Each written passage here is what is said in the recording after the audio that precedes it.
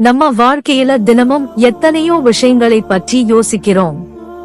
பணம், வேலை, குடும்பம், எதிர்காலம் என்று ஓடிக்கிட்டே இருக்கும். ஆனா ஒரு விஷயத்தை மட்டும் அடிக்கடி மறந்துடுறோம். அது நம்முடைய மரணம்.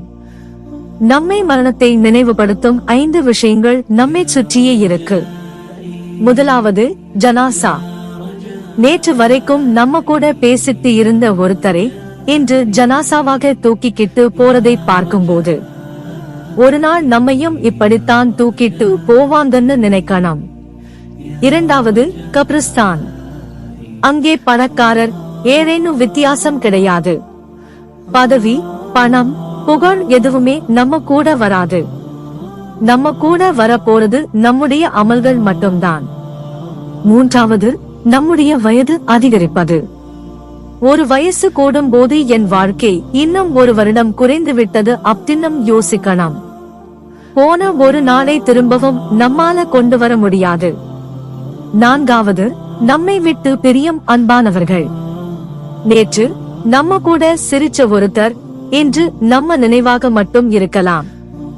அதனால அன்பானவர்கள் உயிரோடு இருக்கும் போதே அவர்களை மதிப்போம், மன்னிப்போம், அவர்களுக்காக துஆ செய்வோம். ஐந்தாவது, குர்ஆனின் நினைவூட்டல். அல்லாஹ் குர்ஆனில் சொல்கிறான், ஒவ்வொரு ஆத்மாவும் மரணத்தை சுவைக்கும். மரணம் எப்போது வரும் என்று நமக்கு தெரியாது.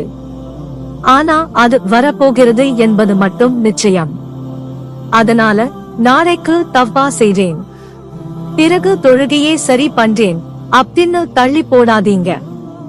இன்னைக்கு நாம இறந்துட்டா அல்லாவை சந்திக்க நாம தயாரா? இந்த கேள்வியை இன்று இரவு உங்களிடமே கேட்டு பாருங்க. அல்லாஹ் நம்ம எல்லாருக்கும் நல்ல ஈமானுடன் வாழவும் ஈமானுடன் மரணிக்கவும் தவ்ஃபீக் செய்வானாக. ஆமீன்.